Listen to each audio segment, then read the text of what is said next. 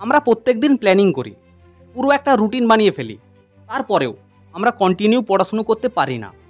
এটা শুধুমাত্র তোমার সমস্যা নয়, ম্যাক্সিমাম স্টুডেন্টের এটাই সমস্যা। আমার মেন প্রবলেম কোথায়, যার জন্য আমি রেগুলার পড়তে পারছি না, এটা জানা সবার আগে জরুরি।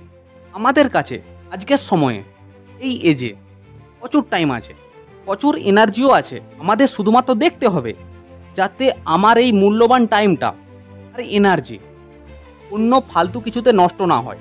ফালতু কিছু বলতে কি, যেমন ধরো সোশ্যাল মিডিয়াতে স্ক্রল করছি, রিলস দেখছি, ফালতু টাইম পাস করছি। এইগুলোই আমাদের টাইমকে আর আমাদের এনার্জিকে একটু একটু করে নষ্ট করে দেয়। এবার দেখো, টাইম তো নষ্ট হচ্ছে, কিছু না করলেও আমার এনার্জিটা নষ্ট হচ্ছে।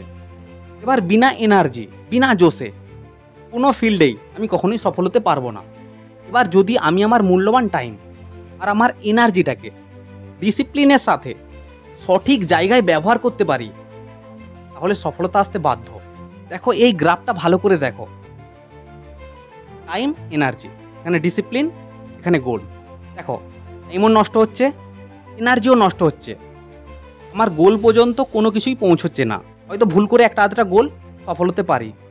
এইগুলোকে কানেক্ট করার জন্য, টাইমটাকে আর এনার্জিটাকে সঠিক জায়গায় বসানোর জন্য আমার দরকার ডিসিপ্লিন। যখনই আমি ডিসিপ্লিন হব, তখনই আমার টাইম, তখনই আমার এনার্জি সঠিক কাজে লাগবে, তখনই আমার কাছে সফলতা আসবে, তখনই আমার গোলস পূরণ হবে। এই গ্রাফটা ভালো করে দেখো, অটোমেটিকলি সব কিছু বুঝতে পারবে।